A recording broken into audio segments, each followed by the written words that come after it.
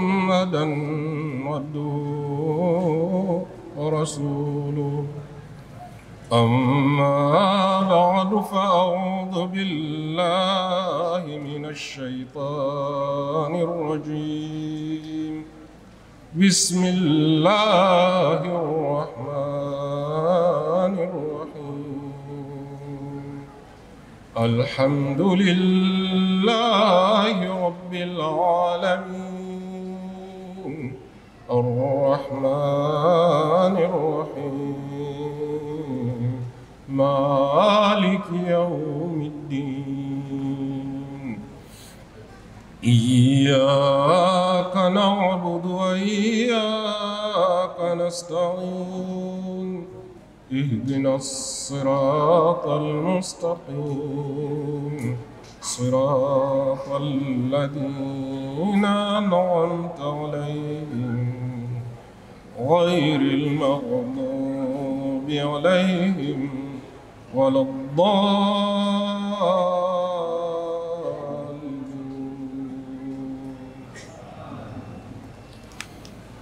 يا أيها الناس اتقوا ربكم الذي خلقكم من نفس واحدة وخلق منها زوجها بث منهما رجالا كثيرا ونساء.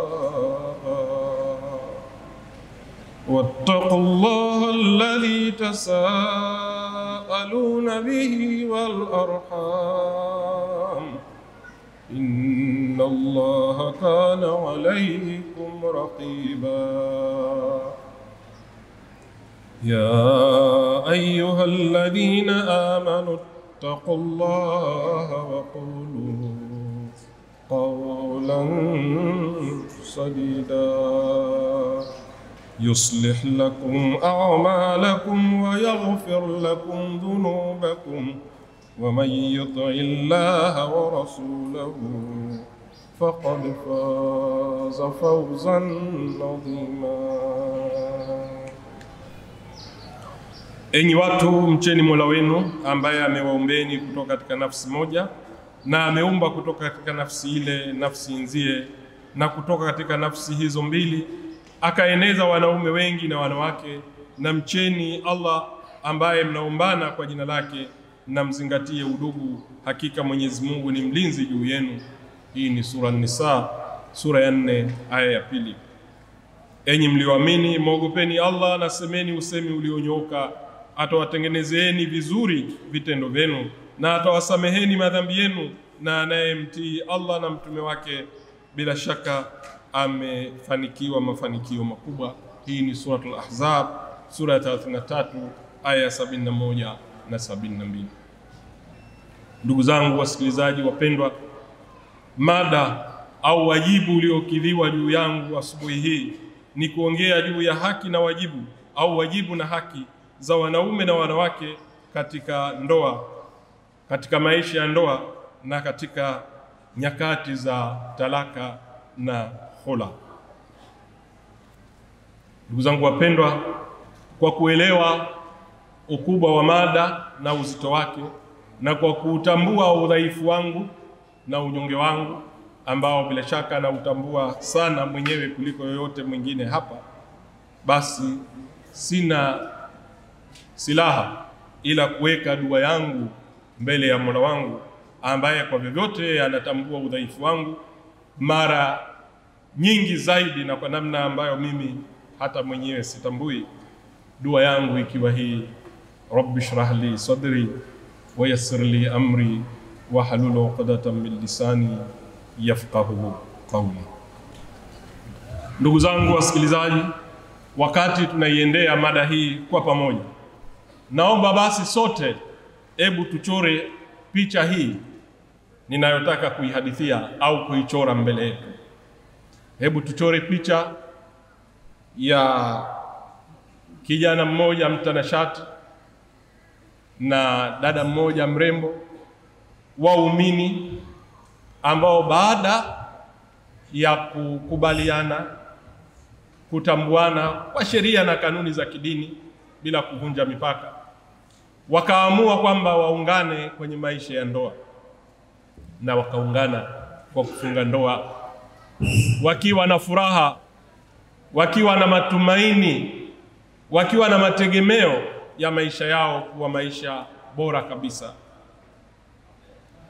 Familia pia ikapata furaha na matumaini makubwa au tamaa kubwa kwamba kweli watoto wetu wamepata mke na mke amepata mume ambao inshallah itawafanya waishi.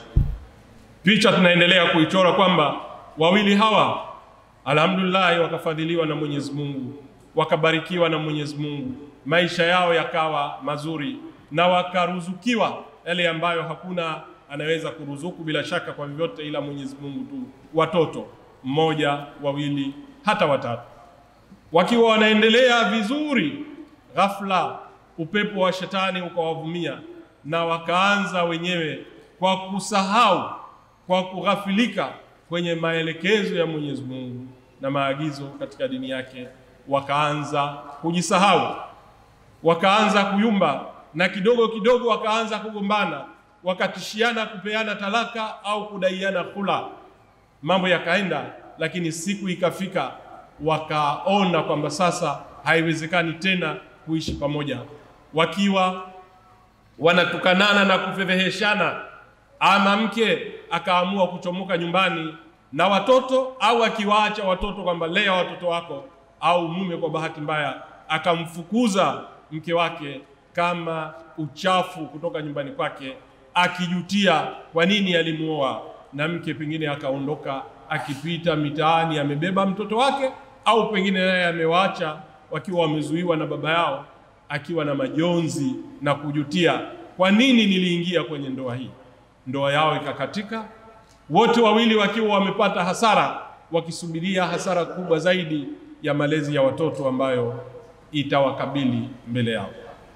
Je, ndugu zanguni, kwa picha hii yupo kijana anayeomba, anayetamani kwamba imkute katika maisha yake ambaye hajaoa? Je, yupo binti ambaye hajaolewa anayeombea kwamba mimi ikinikuta hiyo hadithi hamna shida, inikute tu? Je, yupo mzazi wa kike au wa kiume aliyopo radhi kwamba wacha binti yake au kijana yake akutwe na hadithi hii chafu? Kwa hakika hakuna dada hapa wala kaka anayeomba dada yake au kaka yake afikwe na mkasa huu.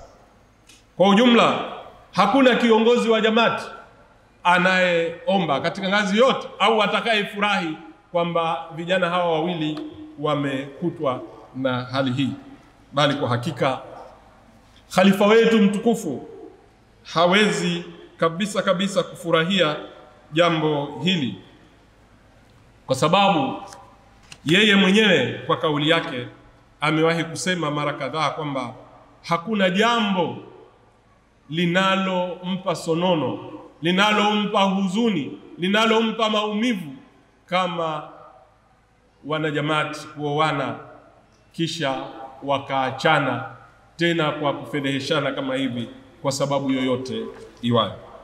Ndugu zanguni, bila shaka Mwenyezi Mungu kwa hakika ndiyo hapendi kabisa habari hii, bali kwa kauli ya mtume wake sallallahu alaihi wasallam alitutangazia mtukufu Mtume sallam kwamba katika halali, yani Mwenyezi Mungu ni ile kwamba kana kwamba amelazimika aruhusu kwa sababu ya haki za binadamu, kwamba sawa, ndoa ikisha kufungwa ikibidi inaweza kufunguliwa au kukatishwa watu kuachana, lakini akasema kwamba katika halali anazozichukia Mwenyezi Mungu basi ni talaka.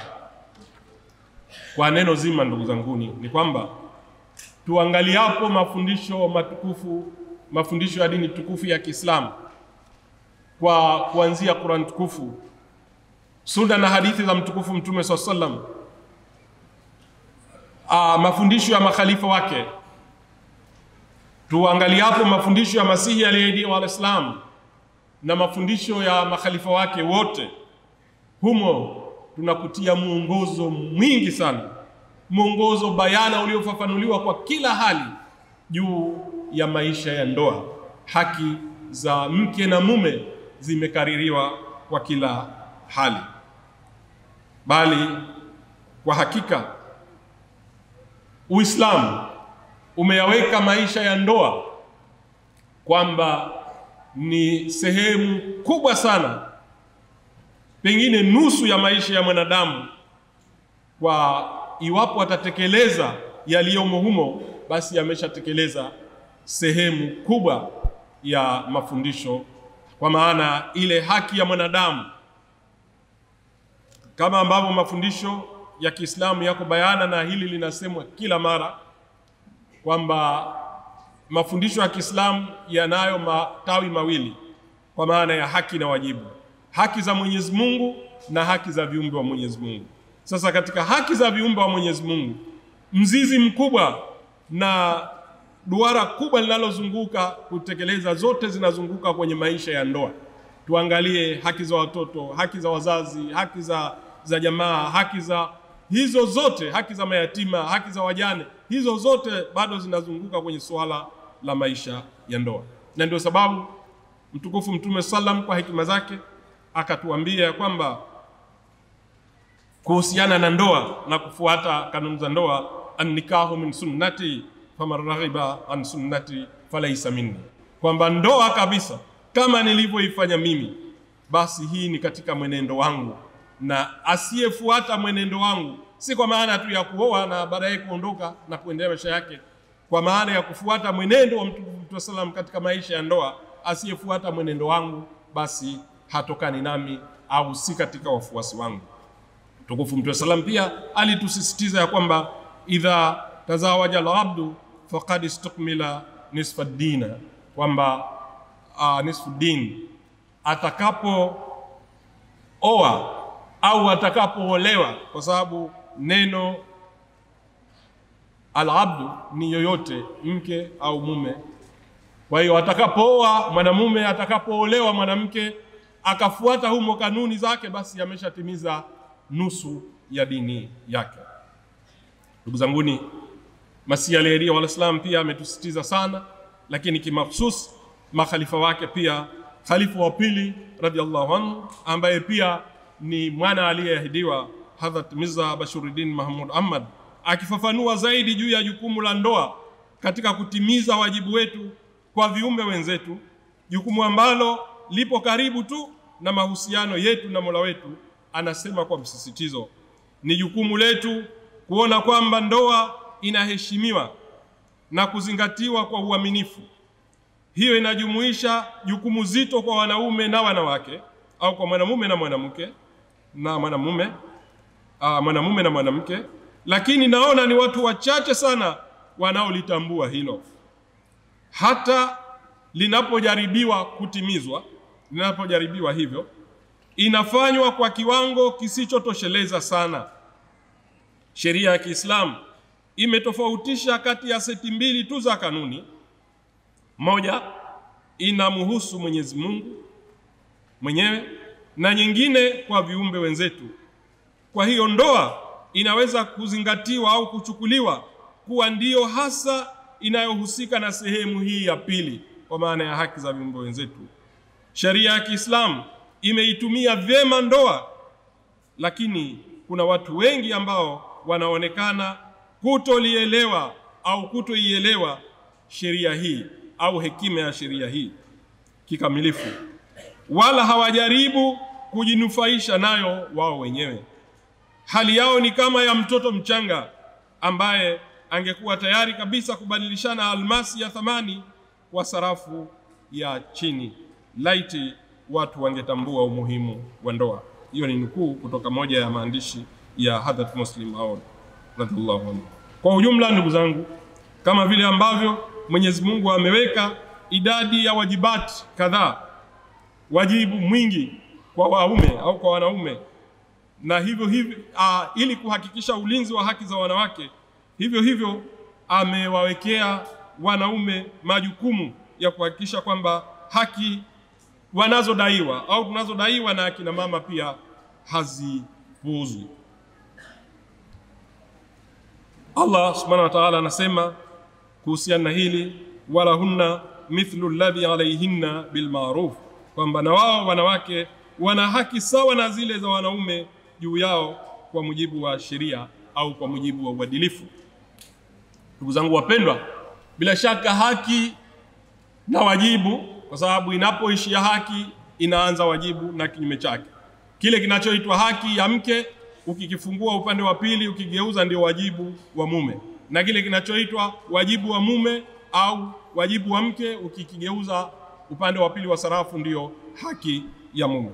Kwa hiyo haki hizi na wajibu hizi ni nyingi sana, bali haitokuwa kuweka chumvi au kuongeza chumvi nikisema kwamba maelfu ya kurasa yanaweza kuhitajika kueleza jambo hili la haki na wajibu wa mume kwenye ndoa, bali takriban hotuba kadhaa za makhalifa na hasa khalifa wetu mtukufu yadahullahu ta'ala azizi kwa sasa, hata hotuba ya jana ambayo Huzur Aqdasi aliitoa na tukaisikiliza hapa bila shaka akifunga ijtimaa ya Lajna Imaila wa Uingereza, ambamo ndani yake kimsingi alizungumzia sifa za mwanamke mwema, za muumini mwema mwanamke. Humo pia alichokitaja ni hicho haki na wajibu, kwamba akina mama wawe wa kweli, akina mama washike ibada, akina mama wawe na subra, akina mama wawe na utii na kadhalika na kadhalika. Humo mote ni haki zile zile. Kwa hiyo najaribu kueleza kwamba haki hizi ni nyingi sana, kiasi kwamba kwa muda huu wa dakika chache zinazoendelea kuyoyoma tusingeweza kupitia mafundisho na kila haki, lakini kwa muhtasari sawa na mafundisho ya Qur'an tukufu, hadithi, sunna au sunna na hadithi za mtukufu Mtume sallam, pamoja na maelezo kadhaa ya jamaat, zifuatazo ni haki za mke kwa maana ya wajibu wa mume ambao anapaswa kuutekeleza. Wa kwanza, mume anapaswa kuheshimu na kuzingatia sana uwezo halisi wa mke wake, yani kuuthamini na kuheshimu. Kama mke awe na madhaifu yoyote, kama mke anayo mapungufu yoyote, mume tumia upande ule ulio ndio nasaha za mtukufu Mtume sallallahu. Tusiangalie madhaifu ya wake zetu, tuangalie pale tunapoweza kufaidika. Kwamba alisema kama mume anaona shida yoyote kwa mke wake, basi aangalie ule upande ule na manufaa zaidi, na kwa hakika kama wasemavyo Waswahili, mtu simbwa, basi hakuna mke ambaye atakuwa hana uzuri wake. Wajibu wa pili wa mume au wa mwanamume mume kwenye ndoa ni kwamba anapaswa kujaribu kuwa chanzo cha faraja kwa mke wake na kuishi kwa namna ambayo mke wake asadiki kwamba yeye pekee, yani huyo mke ndiyo kitovu cha upendo na shauku yake. Yani wanaume tulio na wake tuishi kwa namna ambayo wake zetu wasadiki kwa yakini kabisa kwamba kwa kweli mimi mume wangu hakuna mtu mwingine anayemtafakari katika mahusiano, katika chochote cha mahusiano ya mke zaidi yangu mimi.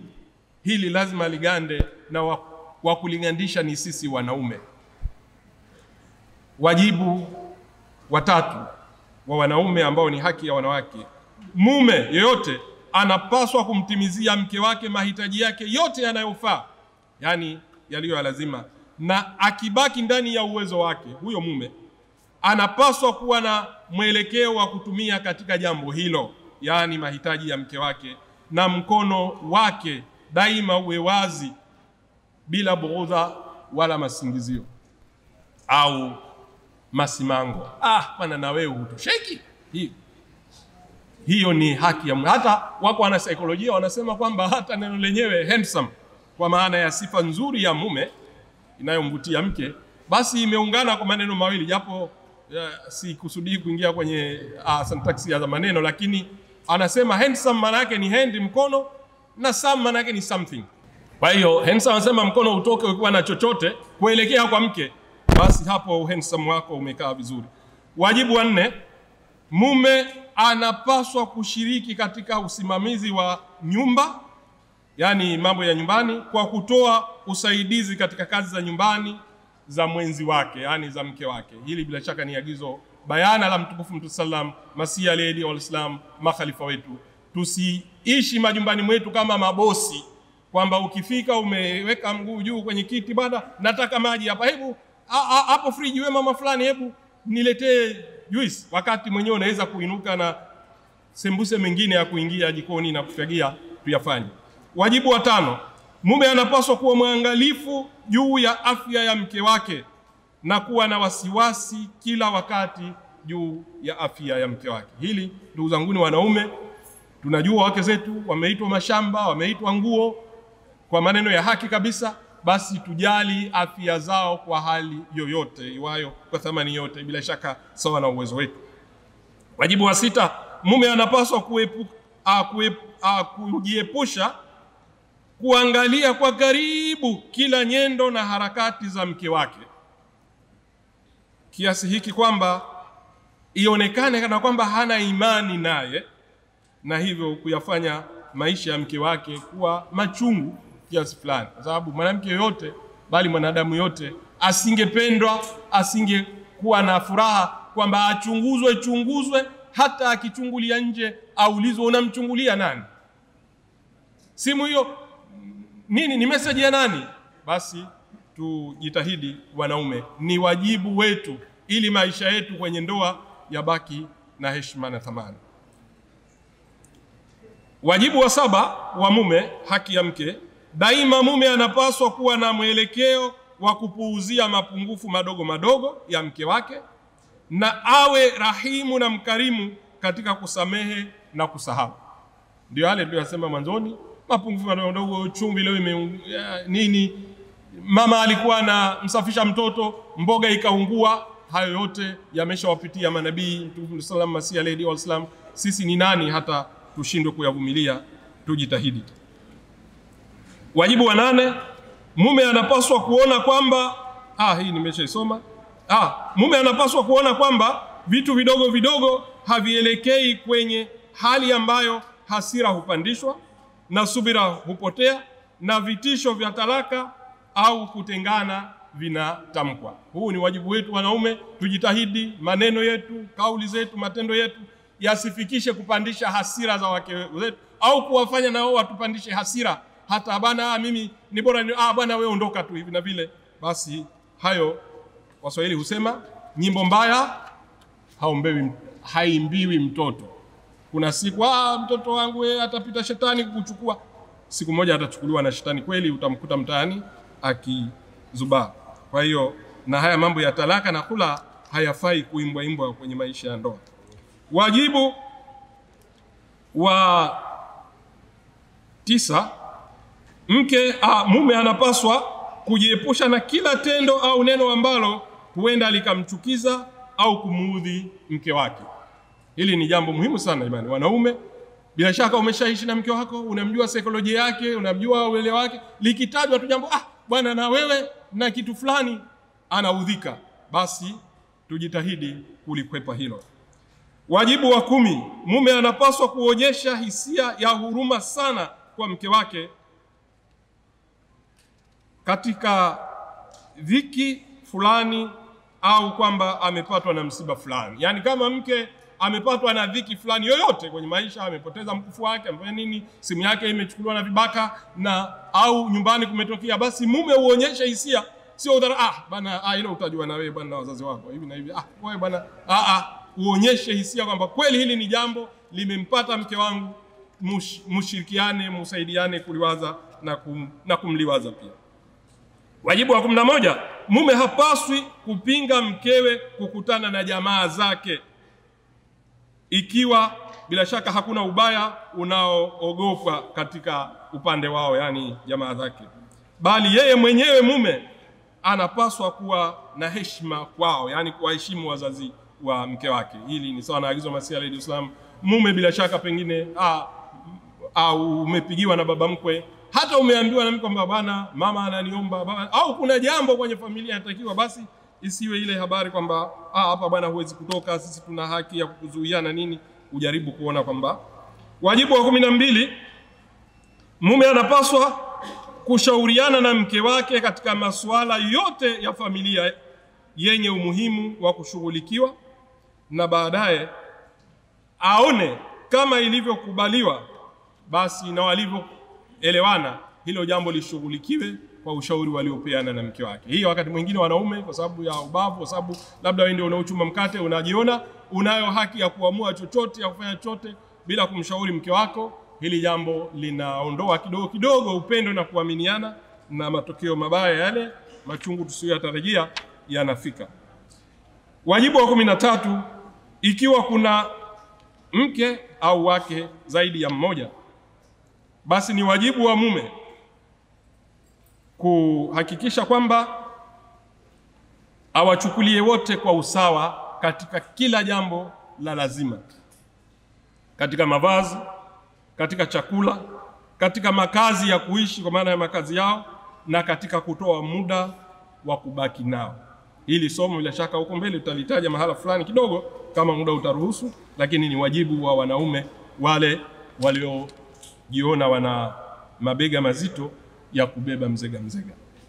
Na la 15, la 14 ambalo labda liishie hapa kwa wanaume, kwa waume, inapendeza bila shaka kwa mujibu wa mafundisho ya Jamaati na khalifa mtukufu ametuasa mara nyingi wanaume, inapendeza ikipatikana muda. Si lazima akina mama pia wake msilidai sana, lakini ikipatikana muda basi utoke na mwenzako ushiriki pengine kwenye ucheshi kidogo, na japo hadithi 2-3 ni maisha ya furaha.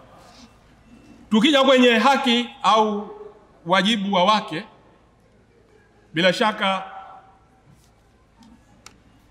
tukiangalia tu huo wajibu wa wanaume, basi kama nilivyosema mahala fulani, haki au wajibu wa wanawake utaonekana upande wa pili wa ukurasa.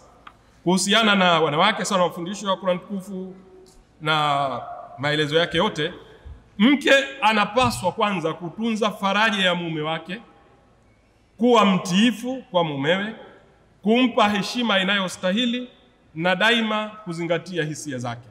Huu ni wajibu mkubwa wa mke.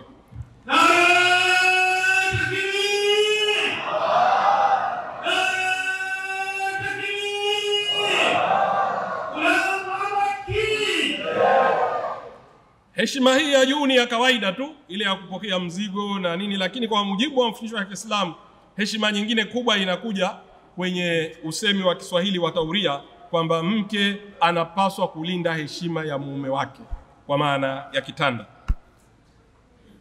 Wajibu wa 3 wa mke anapaswa kuwa mlinzi wa mali ya mumewe, sawa na mafundisho aliyotupatia mtukufu Mtume sallam, bila shaka na kwa ufanuzi wa aya za Qur'ani.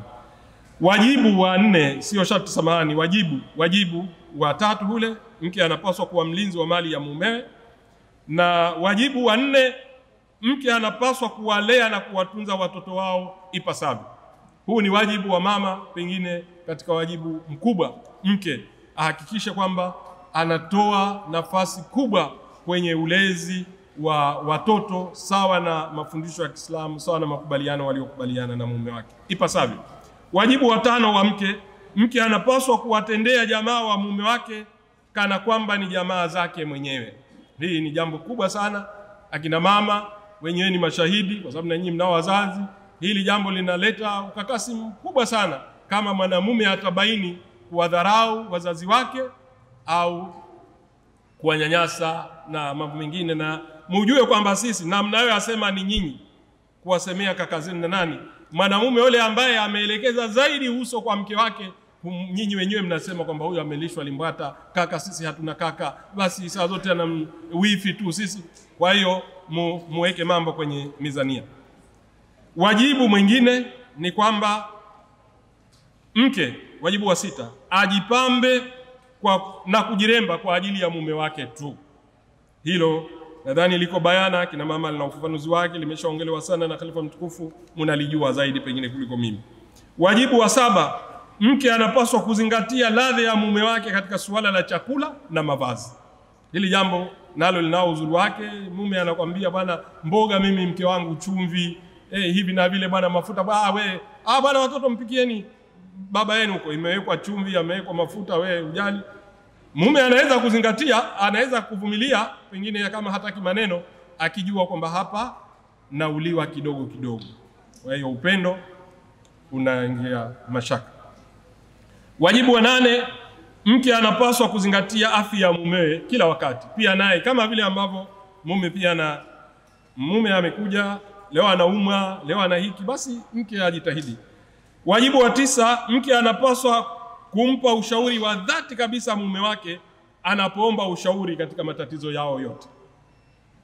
Kama mume anajitia mbabe hakukushauri basi, lakini pengine hata unaweza kumnyamazia zako, lakini kama amekuomba ushauri mke, basi umshauri kweli kwa uaminifu. Na ushauri tunaujua, ushauri kama wa wake wa mtukufu Mtume sallam ulivyotatua matatizo fulani katika mahala palipokuwa kana kwamba pametatizika sana. Wajibu wa 10 wa mke ni kwamba mke hapaswi kutoa madai yasiyo ya haki na yasiyofaa kutoka kwenye mfuko wa mume wake au mapato ya mume wake.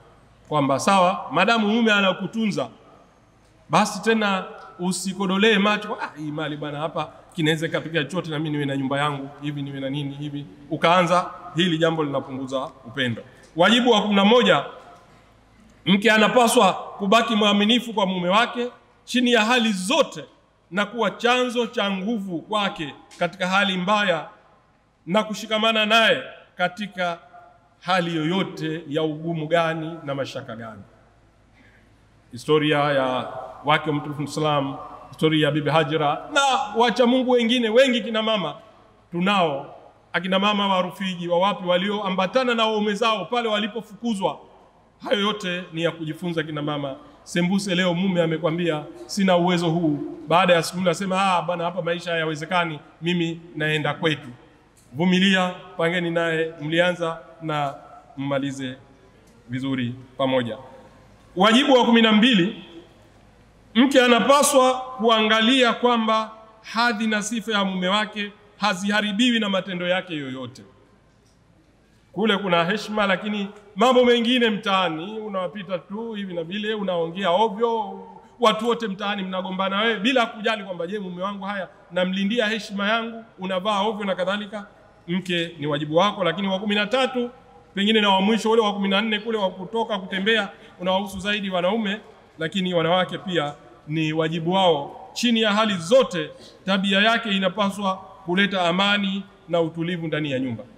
Hali zote mbaya na nini, kumetokea hata mkasa, basi mke ujitahidi, ni wajibu wako kuona kwamba nyumba haibadiliki kuwa sehemu ya vitisho. Na hayo ndugu zangu ni haki za mke na mume kama sehemu ya kwanza hotuba yangu. Sawa na muda uliobaki, basi tuende kwenye sehemu ya pili, na ni dakika chache nadhani 10 hivi, juu ya haki za mke na mume iwapo sasa kunatokea magomvi na khula na talaka zinafikia.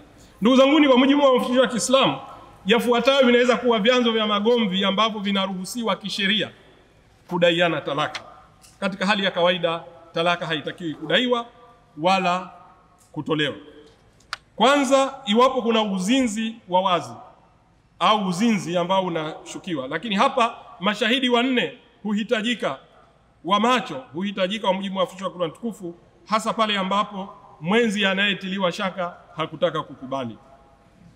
Lakini kukataa kwa mume kudumisha mahusiano ya kiuchumi, yani kama mume anaonekana uwezo anao na hataki kumhudumia mke wake, hilo ni jambo ambalo mke anaweza kulifikisha kwenye taratibu za kudai khula yake.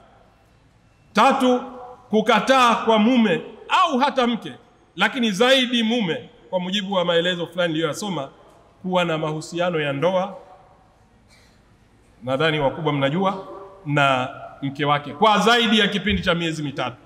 Kama inatokea hivi miezi 3 umemtenga mke wako kitanda, au pengine mke naye amekimbia kitanda, basi hapo suala la kudaiana talaka linaweza kuanza. Kwa mujibu wa mafundisho kadhaa ya Jamaati, unyanyasaji wa kimwili kwa mke au wa kingono hata mke mwenyewe na kwa jamaa wa karibu wakiwemo watoto inaweza kuwa sababu ya kudaiwa talaka. Lakini pia kutokupatana kwa wanandoa kwa kiwango ambacho kinaonekana tofauti haziwezi kupatanishwa, hapo wanaweza kuanza. Ndugu zangu, mchakato wa talaka unaweza kuanzishwa na mwanamume au mwanamke. Ukianzishwa na mwanamume, yani mchakato wa kutengana, ukianzishwa na mwanamume unaitwa talaka, ukianzishwa na mwanamke unaitwa khula. Na ukianzishwa na mwanamume, kwa maana mwanamume anataka kutoa talaka, mwanamume anapoteza haki ya kudai mahari yake, hawezi kurejeshwa mahari hata kama ametoa mlima Kilimanjaro, lakini pia anapoteza haki ya kudai zawadi zote alizompa mke wake katika maisha yao ya ndoa. Mwanamke naye akidai hula, naye kwa mujibu wa sheria na chini ya ofisi ya kadhi atapoteza haki ya mahari yake ambayo ama haijalipwa au pengine hata kama ameshalipwa yote akatakiwa kurejesha sehemu au yote, na atapoteza haki pia ya kubaki na zawadi aliyopewa na mume wake nje ya mahari. Labda alijengewa nyumba, labda alinunua gari, lakini haya yote kwa mujibu wa khula, kwa mujibu wa sheria kwenye khula, yani mwanamke kudai, itabidi yafanywe kwa mujibu wa sheria, kwa mujibu wa ofisi ya kadhi, sio kwa mwanamume kudai basi niletee hiki na hiki na hiki na hiki alafu uende zake.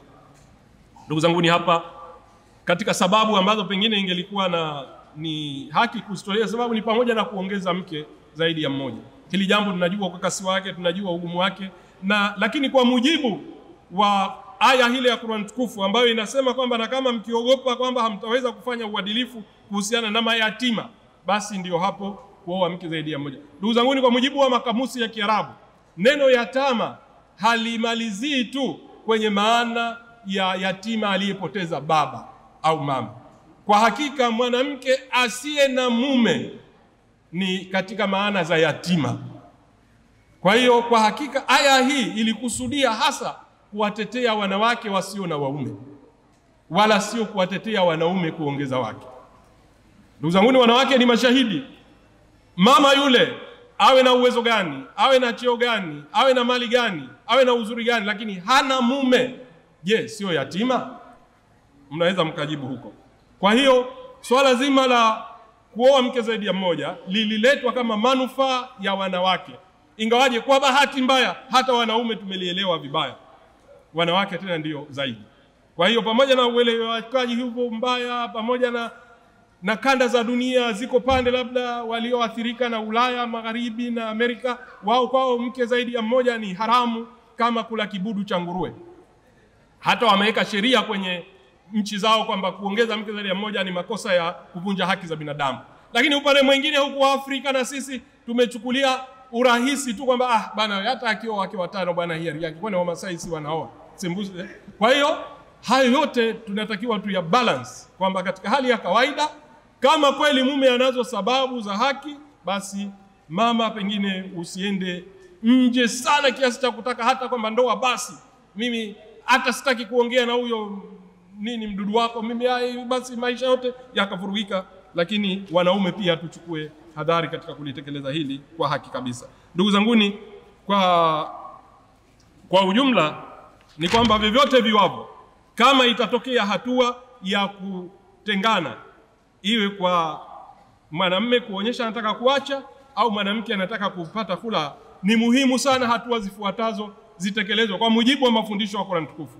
Lazima kipindi cha suluhu kitolewe, kwamba sio mmeishiana jambo au anatoka, lazima mchukue utaratibu mke na mume wa kuona ndugu, wa kuona jamaa, wa kuona mawali waliofungisha ndoa, wazazi, lakini hatimaye kuiona jamati. Jamati kwa sasa ndugu zanguni, kwa sisi wanajumuiya ndio ambayo inasimamia ndoa zetu kwa mujibu wa sheria ya dini, kwa mujibu wa sheria ya nchi. Basi tukumbuke kwamba mwiba uingiliapo, watu wanasema ndipo utoke hapo.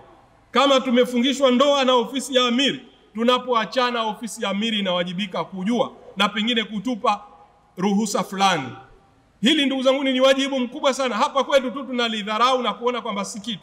Lakini kwa mujibu wa jamati, tutakapoingia na tunapojaza ile international rishtanata form ya rishtanata ya kimataifa, inataka hizi habari pia ziandikwe.